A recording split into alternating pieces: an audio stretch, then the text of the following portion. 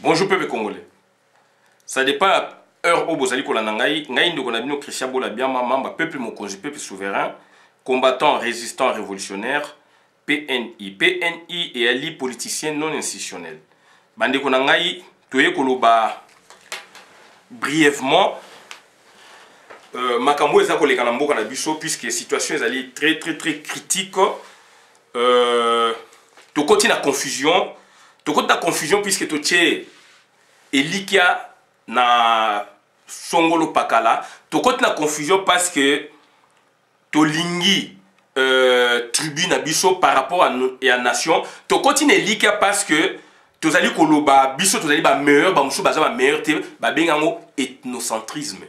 L'ethnocentrisme c'est quoi? Exprimer, n'est-ce pas, donc les sentiments d'être meilleur et les autres sont des déchets. L'ethnocentrisme. Totika ethnocentrisme. Totika ethnocentrisme. Na outre ça la vidéo la bien en trombinoscope ou ezali suite nango. Pour la raison pédagogique, j'essaie un peu de les scinder pour la compréhension ezala bien. Bande konangai, sinon c'est une vidéo entière. Donc première partie, deuxième partie, troisième partie, ça pourrait donc m'amener à faire 1h30 minutes. Bon, je voulais un peu donc les séquencer. Donc, pour comprendre, il faut banana na trombinoscope. Au long de trombinoscope, après, est-ce qu'on a quête d'un leader régional ou national face à l'occupation rwandaise. C'est ce qui nous doit préoccuper maintenant. Quels que soient nos problèmes. Puisque vérifier scientifiquement.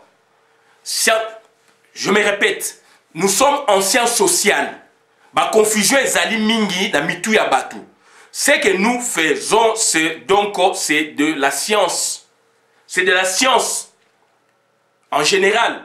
Puisque c'est vérifié aussi, puisque nous puisons dans le passé. Le passé, c'est de l'histoire, c'est de la science. Et dans notre histoire récente ou lointaine, donc on a vu des trucs. C'est-à-dire on a des matériaux qui peuvent, n'est-ce pas, nous aider, n'est-ce pas, à résoudre certains problèmes clairement et nettement.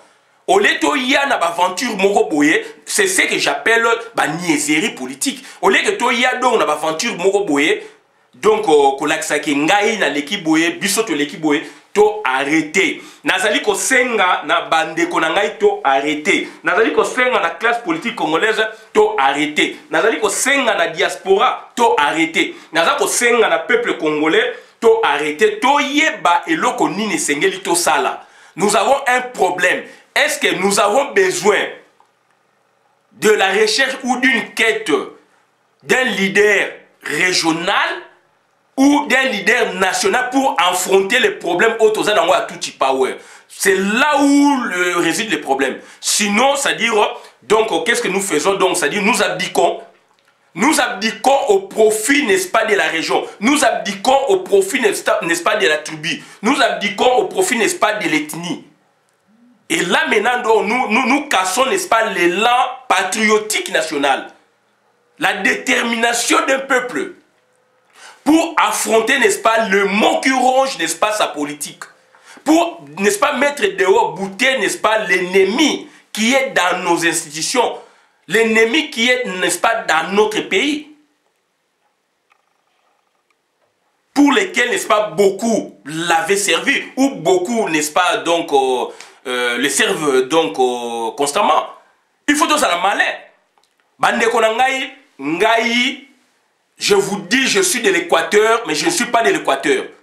Je suis de l'Équateur puisque Moutaout a quelque part, mais le fait qu'on a créé la nation congolaise depuis 1885, donc je nous dis que donc, nous sommes des Congolais. Basta Mabiloka Pampamba. Je peux tout dire. Je peux citer tribune, je peux citer école Nangaï, mais mes interventions foncièrement elles allaient à niveau national. Ils ont un niveau attributé, ils ont un niveau provincial, ils ont un niveau régionté. Bande konanga il faut to kola. Après 60 ans, tu régressé le loboé. Bakasa présent Kasavubu, abanda qui lutte na quand a koufi na ajnin. Yon de kosa koloba, yekuna de kosa koloba, ngai na sa koloba.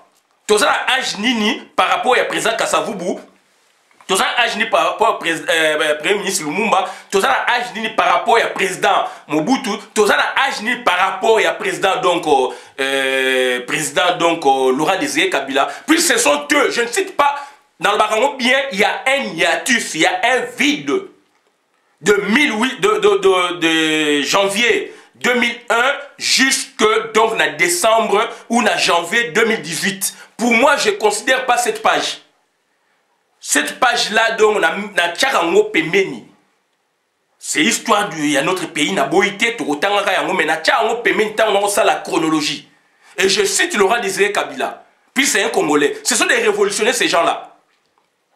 Laurent Désiré Kabila le fut, Mobutu le fut, Kassavou le fut, Lumumba le fut. Ce sont des révolutionnaires. Je ne cite pas votre président protocolaire. Président protocolaire, donc, Félix Antoine Tshilombo, ça c'est un cas d'école qu'on doit traiter. Ça, c'est un autre cas d'école qu'on doit traiter. Ça, c'est une maladie politique dans le Congo. Mais remarquez, Batou, on a cité les 4 présidents, ce sont au départ des révolutionnaires. Soit ils ont été auprès d'un grand leader politique pour grandir aux côtés de ce dernier, afin de s'assumer plus tard, soit c'est lui-même, donc, le révolutionnaire en soi. En l'occurrence, le président Kassavou, c'est un grand révolutionnaire en soi. Premier ministre Lumumba, un grand révolutionnaire. Mobutu Abimina a trahi à Lumumba et a trahi après. Donc c'est un petit révolutionnaire, c'est un acolyte révolutionnaire. Et c'est un autre cas d'école aussi, mais Mobutu dans ses tripes, donc c'est un révolutionnaire. Il faut que la politique soit menée, mais ça, tu n'as pas bino. Hormis ma bilo comme ça, folklore, mais remarquez bien, ce sont des révolutionnaires. Ce sont des gens qui avaient un plus, n'est-ce pas, donc, à calquer sur la politique de leur pays, puisque Batoua Ming, outil n'est pas colonial. Ils ont vécu des choses. Laurent Désiré Kabila, donc, a outil n'a pas trahi à Lumumba, n'est-ce pas, Mobutu n'a pas Tshisekedi. Tshisekedi, il n'était pas président de la République, donc je le cite quand même en passant. Ce sont des grands leaders quand même, il y a pays, Nabatou, Natang Liboso. Moi, ça c'est une maladie. Hein? Une maladie à traiter, donc à éradiquer. Voilà.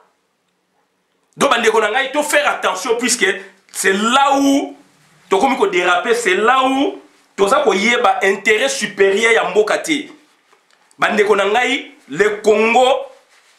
Le Congo a été créé.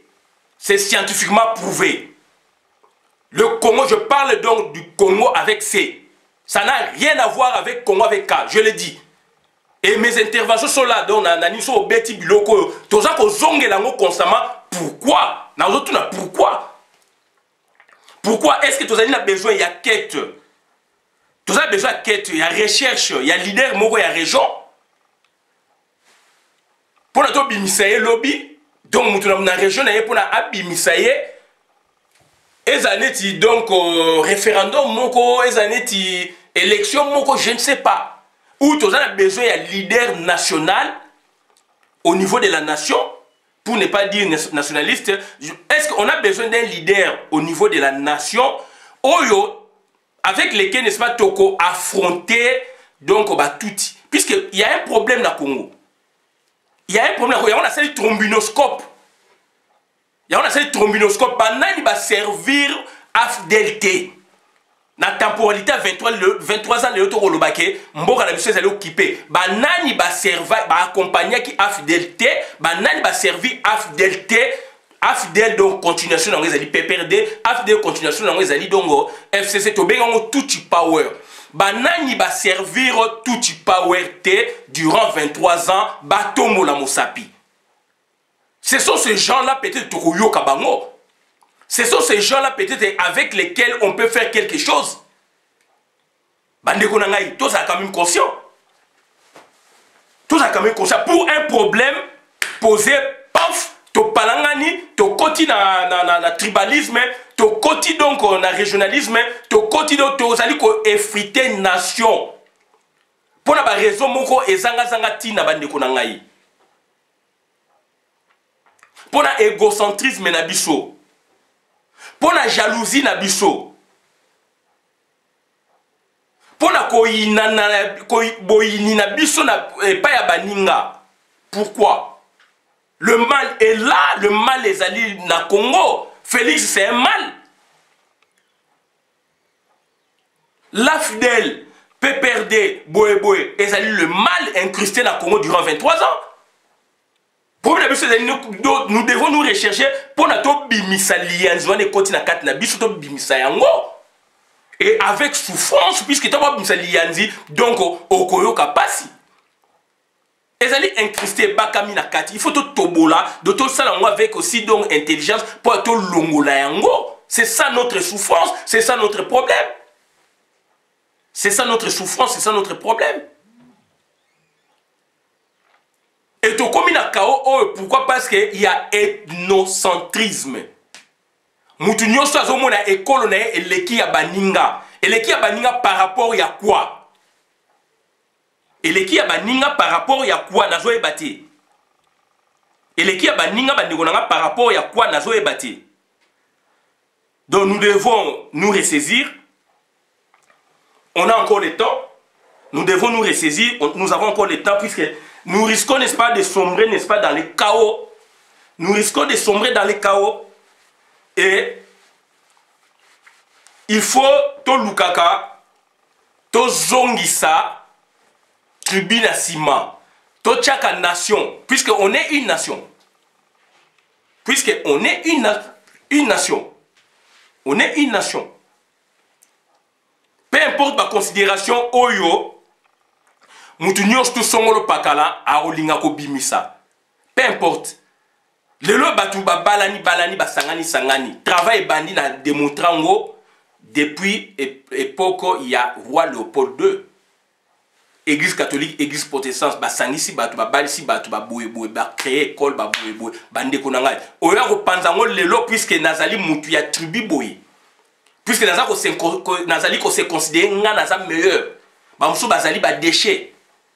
Quel est le sens même de la nation dans cela? Qu'est-ce que nous recherchons dans cela? Parce que donc il y a un leader régional, un leader tribal, donc a comme un problème face à l'État, peu importe l'État on a, donc comme il faut embraser tout le monde. Ressaisissons-nous. Ressaisissons-nous. Il y a la troisième vidéo, donc il y a l'île où histoire ou deuil historique du royaume Congo. C'est là où on ne se comprend pas. C'est là où on ne se comprend pas. C'est là où on ne se comprend pas. Où tu as la recherche, il y a leader national. Tu as la recherche, il y a leader national. Tout ça va camouflage. Tout ça va camouflage. Martin Fayulu a été élu. Mode d'accès d'abord la pouvoir de l'Ezali par les élections. Entre guillemets, béni démocratique. Et à niveau donc, il y a validité à pouvoir, il y a trois choses. Il y a effectivité à pouvoir, il y a légitimité à pouvoir, il y a légalité à pouvoir. Et la légalité, donc, c'est la force publique. La légalité, c'est donc, voilà. Les tenants à pouvoir, basali, on a basé qu'on peut ça une injonction, l'exécutif. L'exécutif sortant, lobby, une instruction que na seni que tela biso mutubo, ba tela bino Félix à toi et Chilo. Mais muta gagné qui ezali Martin Fayulu. Si Martin Fayulu n'arrive pas à rassembler le peuple, c'est son malheur. Je le dis aujourd'hui. Puisque maintenant on a cette crise, il y a leadership na niveau de opposition. Et je parle de la vraie opposition. Je ne parle pas de l'opposition de la Union républicaine, non. Martin Fayulu, c'est bien lui, démocratiquement, qui a été élu. Ce qui a fait un rôle oye sengeli asalate na mboka na biso, face à un problème où ezako bima, ezali malheureux. Et tout ça, comme on a pété que yé ou ba ninga na yé, nazako loba ba ninga na yé la classe politique. Nazo tanga plateforme montée, nazo parler na ba ninga na yé la classe politique. Toujours au monde a divisé. Toujours au monde a été leadership moro ezali wana te cohésion ezalité. Raison pour laquelle yo yé kuna ngai to bengi ba combattant résistant to récupérer masolo, to salapé masolo monani na mokili. Et qu'est-ce que nous recherchons maintenant? Est-ce que esengeli tozala na ba politicien ou esengeli to tailler chemin na biso. C'est ça le problème. C'est ça le problème. Moi personnellement na éviter ba politicien. Na éviter ba politicien puisque na vivant ba politicien avant il y a 20 ans, 30 ans donc na cadre mususu na vivant ba politicien. Et na yebi ba discours ba politicien na éviter ba bango. Politicien ko pesa loko o yo lingi. Ayebi ke yo lingi loko boye akomema wana voix wana. Et donc on s'est dit na yebi ba jeba politicien. Yango moni na évitaka tant que nazali na activiste politique na évitaka nazala na ba politicien. Je préfère nazala par exemple na batu ya renseignement, batu ya service d'intelligence de notre pays ou d'un pays tiers. Là il y a du sérieux. Puisque c'est là où les choses se passent. Batu ya service, il y a renseignement, batu ya service d'intelligence de Babenga Bango Kala. Donc, à l'époque, il y a ANER, il y a SNIP, Nini, batu wana ba koyebi so makamu o ya réalité à pays. Ba redoc, na ba gouverneur, il y a des redoc. Batu wana ba na réalité à pays, ba kulango sous forme, n'est-ce pas, il y a ba bay auprès de la présidence. Ngai soki mutu azali ko sala azali redoc na biso fonction azali tilelo batu bazali na baza ko sala ba redoc batu bazali ba service ba renseignement songolo pakala la ngai soki batu bongo ba ko approcher pour pesa ba information na ko traiter na bango ke na traiter na politicien pur sang za mutu mususu ya on a benga bazali ba carnivore ako ko bebi sa même carrière na yo politicien pur sang ako bebi sa carrière na yo. Puisque Maramo Yazako Loba à la minute aussi, il faut échapper, il faut changer. On appelle cet exemple. Donc Ben Laden, Azaï américain d'origine Boué-Boué. Ben Laden, Aïe camarade, il y a George Bush. Ben Laden, Maramassa, aux États-Unis, et échappe qui met américain grande puissance. Mobutu a une super puissance, il y a Grand Lac, donc il y a Afrique, même il y a sous-région Afrique centrale. Tant que je l'ai position, n'a pas plus puissant qu'il y ait, et échappe qui n'a Mobutu. Donc politique c'est très compliqué. Là maintenant ils na mutu oh azako ça la politique na ndenge na ye. Moi j'évite les politiciens. Na yebi bango na ko soana bango mais je les évite na moment où mboka ezana bien te. Na moment mboka ezana bien te pour na la lucidité o yangai na zala donc na liberté nanga d'action donc je milite pour que mboka eza libéré donc j'évite les politiciens. Politicien ba koboma vision nanga voilà ba koboma vision nanga ba koboma vision na yo ya yekuna do bande ko nangai tozali na quête ya tribu mon côté et comme supérieur la tribu ya batu mususu non chaque tribu mutu nyosu ya tribu na tribu baza na fierté ya tribu na bango mais to yeba ba exigence quand nous le faisons par rapport à la nation congolaise pour na bo déranger baninga misusu te. Je me répète, pour ne pas déranger, Ninga Misusuté. Donc, c'est-à-dire, Tozaluana, c'est une nation, ils allaient créer le Congo avec C, ils allaient créer le roi Léopold II. Pour le roi Léopold II, à Salayango, donc, il y a une démarche, et ça, Maki. Exploration par 2 fois. Voilà. Là, c'est 1819e siècle. Découverte, il y a embouchure du fleuve Congo. Bien que Batu Bazaye sur place, Wana, c'est 4 siècles avant. Ça, c'est une autre histoire. Là, c'est le royaume Congo avec un. Le royaume Congo, on a dépêché en 1885. Taba Kabola qui en Congolais, Moura Zalaye Kounate. Africain, Moura Zalaye Kounate. Tribu, Moura Zalaye Kounate. Arrêtons. Arrêtons, on a un vrai problème. Et quand on a vu sur Mboka, il y a un abibo talent trombinoscope vidéo à Liboso pour comprendre ma caméra Woloba. Et nous avons su que ça poken de ce qu'on a 3e vidéo, on a vu Nemona Semi ou donc Nemona Semi ou deuil historique, il y a un royaume Congo avec K. C'est là où on ne se comprend pas. Il faut pas tous l'agiter. Il faut pas tous l'agiter. Tant que la politique, il faut s'attendre à Makam Nyoso. Tant que la politique, il faut s'attendre à Makam Nyoso. Les autres activisme politique, to yeba que danger ko la biso. Tant que s'engager na Makam Songolo Pakala, est-ce que la tribu na biso ezali wana? est-ce que la province na biso ezali wana bikolo na biso ezali wana bandeko na ngai il faut arrêter tobala ni monga bali mukongo mukongo bali muyom bali mukongo bali mukusu mukusu bali donc musonge musonga bali boye boye donc moboa bali mukongo boye boye boko brizango lelo po na ba niaiserie na biso to brizango to casser biloko pacte social wana contrat social to kasango po na biso to zali songolo pakala arrêtez arrêtez arrêtez, arrêtez. Là, c'est là où tu as te. Si tu as il faut te s'élever, te transcender. Tu as la quête, il y a leader, il y a région, tu as la recherche de leader, il y a région, mais tu as la quête, il y a leader, il y a province, tu as la quête, il y a leader national, à niveau de la nation. Tu transcender, tu transcender, tu matali sous. Et bien, l'élection est salami récemment, moins de 2 ans. Tout le monde m'a dit, les kaki. Ce qui Martin Fayoulou a dit qu'il faillir dans la mission, c'est son problème. Nous sommes des activistes politiques. Biso aussi, tu as un politicien contre nous. Tu continues dans le système de Bisso. Tu continues dans le système de Bisso. Et tu et tu s'organiser entre combattants, résistants, révolutionnaires. Les politiciens, ils casser ma comme Bisso et belé. Tu as récupérateur. Tu as récupération de ma comme tout ça. Tous les prudents quand même pour un problème pouf okuna komi boyo okuna komi boyo ko bandeko na to okende wapi to on peut sa passage na ba étranger facilement ya on a ici bino trombinoscope to zonga na PPRD to zonga na AFDL to zonga na FCC ba nani ba travailler na ba touti région par région. C'est là où on va comprendre. C'est là où on va comprendre. Mobutu ça ina trombinoscope il y a un PR aussi parti était ezali. Mobutu a travaillé dans la région Nyonso. Total trombinoscope, région par région. On a travaillé qui na MPRT.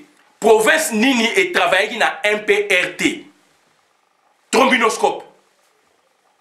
Peut-être que fonction boye, peut-être province Nabiso et occupate. Là, on peut comprendre. Province boye, fonction boye, tu occupate, là, on peut comprendre. N'a évité surtout ça la politique. Ou tout ça la tribalisme ou tout ça la camouflage. Quand on fait la politique, donc conviction. Conviction politique. Puisque nous avons convaincre, mais la province n'a pas. Il faut que nous ayons une étape. Et nous avons donc ça dit aujourd'hui n'est pas mutu moko boye mais la mutu mana ozalaka mutu nanga province azali wana. Donc na okumsa mutu mais nazalaka nanga mutu côté boye. Tant Moutouana paf a joué au pays, donc c'est que vous avez parenté na yo. Tant Moutouana a joué paf au commis perdu, puisque Moutou y a province na yo, y a tribune na yo, azali ma casté na moment là, et quand maintenant donc ce problème c'est suscité paf, on réagit. Arrêtez, ça c'est la parenté, ça c'est le culte de la vie, ça c'est le mysticité. Il faut tout casser ba tribune. Parenté, oui, nous sommes na parenté, na famille naé, na province naé, na tribu naé. Mais il faut tout transcender bilo ko na bande ko na ngai lande to ko mona clair. Parenté, mysticité, culte de la vie. Parenté, c'est-à-dire famille, famille élargie. De la tribu pe kotina kati. Mysticité parce que mutuwana tellement beaucoup naé, tellement vous allez ko vénérer. Donc, c'est-à-dire, titre yazanango donc comme le quoi trophée nabino, trophée. Ah, te wana yanga ite zali yanga inde yo. Ah, te biso to na magistrat, so alo bobo sa magistrat zali fonction moko donc étatique. Il y a pouvoir judiciaire. Puisque bino magistrat zalaka wana, il y a l'état azape congolais pour na yo na motema na ona kati ah, azali magistrat mais na motema na osko ba non. Aza magistrat mais azali ko mususu. Tant il y a eu à mi-pan, c'est ce qui se passe aujourd'hui dans le Congo. Et culte de la vie, c'est-à-dire, oh, Moutouana lobby, vous suivez ça à la lettre. Et c'est dangereux pour une nation. J'ai eu ces cours, la deuxième année graduée à droit, Université de Kinshasa, professeur Kaimantama Bilanji, Moukolo Alimentation Jiji, grand maître. La théorie, il y a plus de 30 ans. cours wana ndenge pesa maleo to éviter. Mais nous on avait cours général, première partie, deuxième partie, application, il y a théorie de dysfonctionnalité. Institution politique. Président de la République va bien institution. Institution. Ndenge ba ko marché, est-ce que ça lit bien? Tu appliquer on a théorie à dysfonctionnalité, manque de comportement réglé.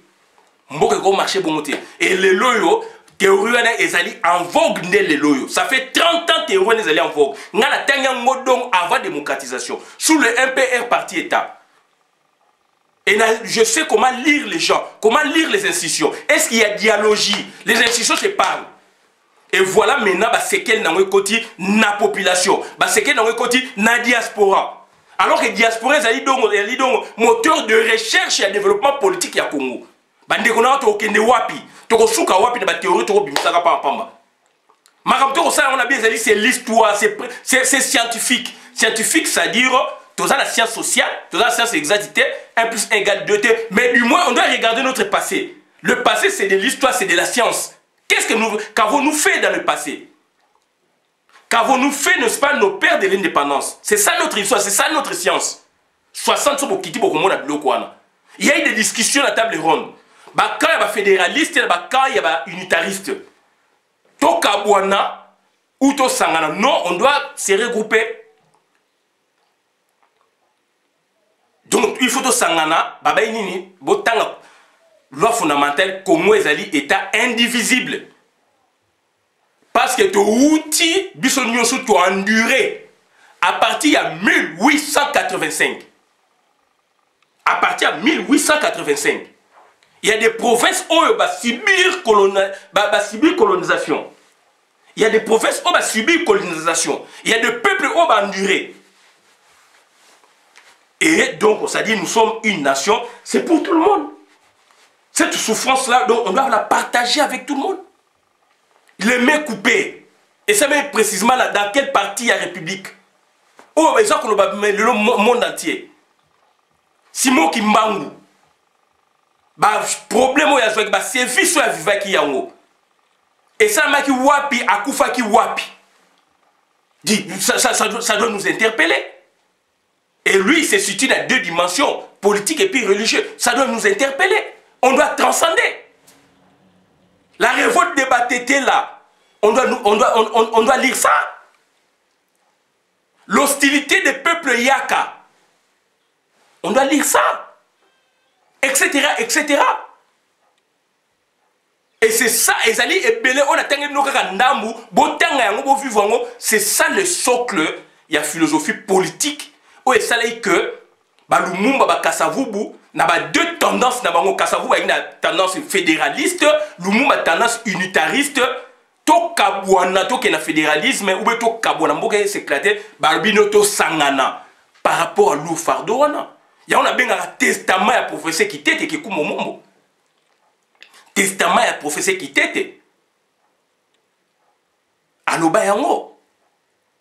Il faut droit constitutionnel, il y a mon délai, droit constitutionnel politique, il faut être la 2e année graduée à droit, structure et institution sociopolitique traditionnelle, et la première année graduée à droit. Puisque moi, na oya sika, même à outil na lieu, na rue, province, etc. À même il y a que comprendre lou fardo qu'on a biso memaki. Pour na le to comme na bosomi wana. Puis c'est tant ici droit constitutionnel à mondele, tant que oana donc biloko ko habiter liboso za biloko mindele. Donc l'inversion s'impose. Il y a un testament donc scientifique pour ceux qui t'étaient. Et biloko ko se situé dans 2 phases.